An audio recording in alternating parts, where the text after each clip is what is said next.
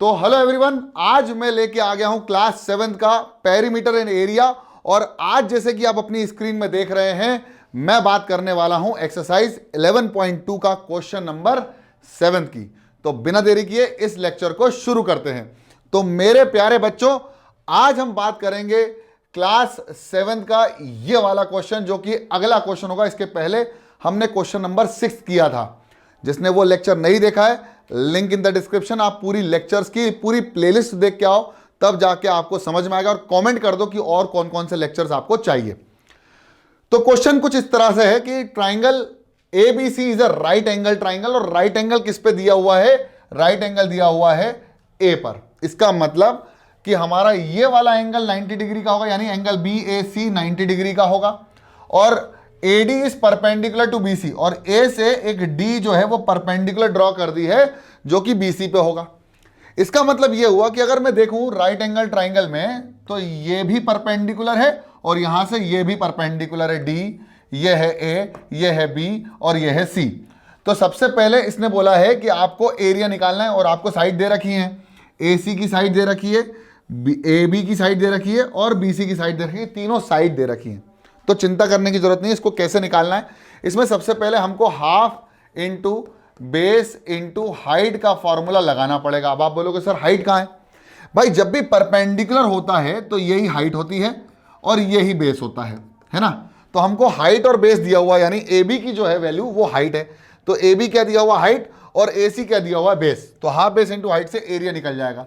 तो area of triangle ABC will be equal to half, और base क्या दिया हुआ है?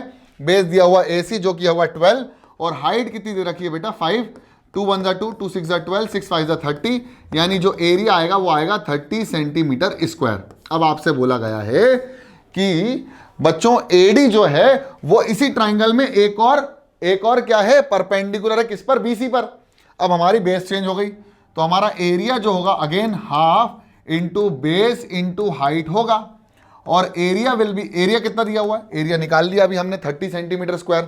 तो area will be equal to 30 is equal to half, और बेस कितना दिया हुआ है? जिस पर हाइट गिरती है वो क्या हो जाता है? बेस।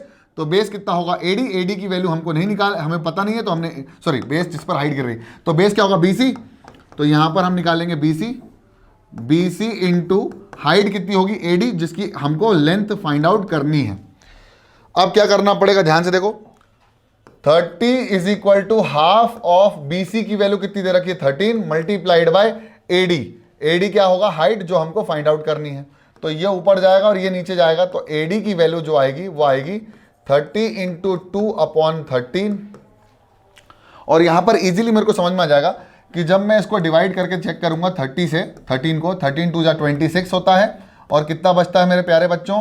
4, और ये हो गया 0, ये हो गया 0, और यहां पर पॉइंट लगा के एक और 0 इस्तेमाल करेंगे, तो 13 3 यानी 2.3 समथिंग आएगा, 39, और ये बच जाएगा 1, यानी आंसर आएगा 2.3 मल्टीप्लाइड बाई 2, और 2 3 6 और 2 2 4, यानी आंसर आ जाएगा नियरली इक्वल टू 4.6 सेंटीमीटर।